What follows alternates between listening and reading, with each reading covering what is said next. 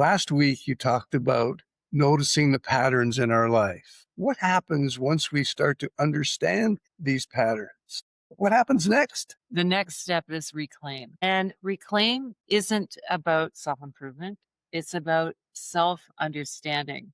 And it's about understanding ourselves enough by looking backwards in order to move forward with intention. What is the difference between self understanding and self improvement? Well, self improvement is about fixing. Self understanding is just about looking backwards with curiosity and with compassion. It's understanding the patterns and the choices that we've made in the past and how that impacts who we are and where we are today. So that's really what Uncover and Notice have been preparing us for. Yes. So uncover is about discovering the why behind the choices we make. And notice is about understanding the patterns. And reclaim is really about listening to that inner voice that's always been there, but just listening to it and trusting that it needs to be heard. So, how do people know when they're ready to reclaim themselves? Well, reclaim begins as a whisper. And so it is that inner voice that's always been there, but it happens at a point in time where life becomes a little quieter. And because of that, the voice becomes a lot louder. And so maybe the kids no longer need us as much as they did. So they're not constantly demanding and expecting things from us.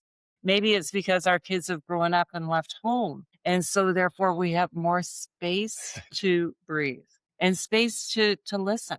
So, what happens when life finally quietly slows down? Well, that's when we have space to sort of ask ourselves, is this all there is? And to really listen to that voice that may be saying, what about me? And am I going to keep doing this over and over again? Or is there something else that will feed my soul?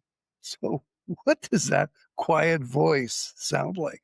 It's just a whisper. It's just a whisper until we have the space to listen, and then it becomes louder. Do you experience this quiet voice Yes, yourself? I have experienced it. I remember when I was driving and I was at the very top of a hill and I had all four of my girls and my dog in the car. I received a call from a friend of mine and I was telling her, and she knew all the way along that I was struggling in my relationship. And she said to me, "Aid, jump and the net will appear."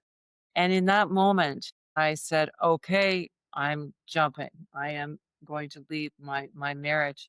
And it really wasn't about leaving the marriage. It really was about reclaiming parts of me that had been lost underneath all the layers of responsibility and all the layers of expectations that had been placed on me for so long. And so in that moment, I said to myself, I trust this inner voice and I am going to move forward differently than I have before. So, what did you reclaim? I reclaim myself. I reclaimed my voice. I reclaim trust in myself. And it was through that that I was able to move forward. And I had no idea what the future was going to bring, but I also reclaimed my strength.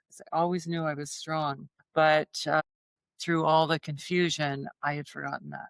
Why does reclaim take courage? Reclaim takes courage because it's about letting go of expectations. It's about trusting ourselves and moving forward with intention.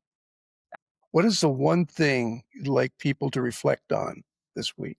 I would like people to ask themselves, what is one thing in your life that has slipped away? So look back and ask yourself that question. It could be creativity or adventure, something that isn't present in your life, but it isn't gone, and something that you can, that is just waiting to be reclaimed.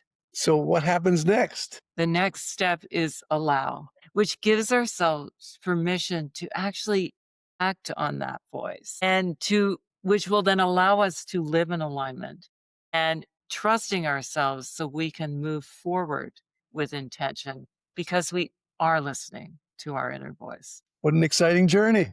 It is.